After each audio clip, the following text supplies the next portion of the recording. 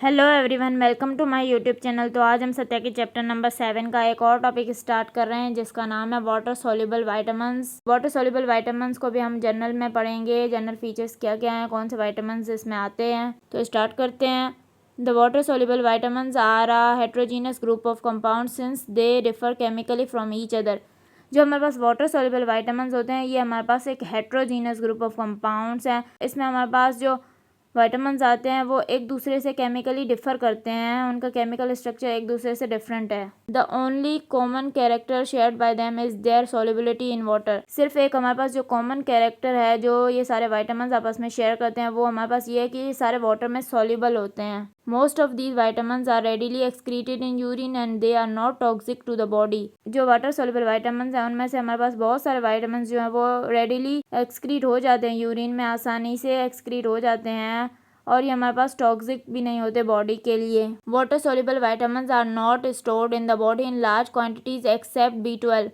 Water soluble vitamins जो है वो हमारे पास बॉडी के अंदर स्टोर नहीं होते लार्ज क्वांटिटीज में एक्सेप्ट B12 हमारे पास स्टोर होता है बॉडी में। For this reason they must be continuously supplied in the diet. इस रीज़न की वजह से कि हमारे पास बॉडी में स्टोर नहीं होते तो इन वाइटामिन्स को हमें बार बार कंटिन्यूसली डाइट में लेना पड़ता है। Generally vitamins deficiencies are multiple rather than individual with overlapping symptoms. It is often difficult to pin point the exact biochemical basis for the symptoms. तो इसमें ये बता रहा है कि जनरली जो हमारे पास वाइटामिन डेफिशिएंसीज होती हैं वो मल्टीपल होती हैं और इसलिए हमारे पास ये पता लगाना मुश्किल होता है कि एग्जैक्ट बायोकेमिकल बेसिस क्या है सिम्टम्स की। The water soluble vitamins form coenzymes. जो हमारे पास वाटर सॉल्युबल वाइटामिन्स है ये कोएंजाइम्स बनाते हैं। Refer table 6.3। ये हमारे पास टेबल 6.3 एंजाइम्स के चैप्टर में दिया हुआ है। मैं जब एंजाइम्स का चैप्टर पढ़ाऊंगी तो मैं उसमें बताऊंगी। That participate in a variety of biochemical reaction related to either energy generation और हेमेटोपोइसिस।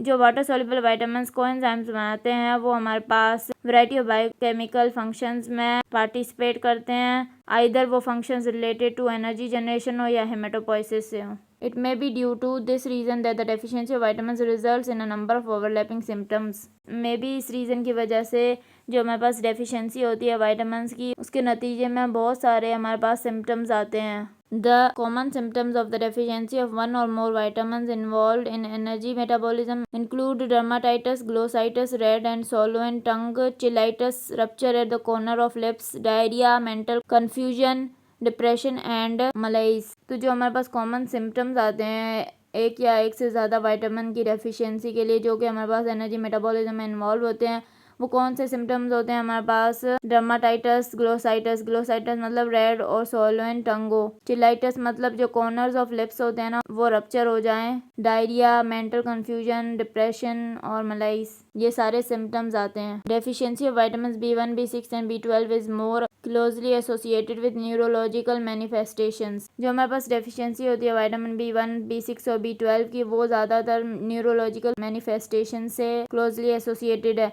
मतलब अगर इन विटामिन्स की डेफिशिएंसी होगी तो न्यूरोलॉजिकल सिम्टम्स आएंगे। अगर आपको मेरा लेक्चर पसंद आया तो प्लीज़ मेरे चैनल को सब्सक्राइब करें, लाइक करें और बेल आइकन को प्रेस करें। Thank you.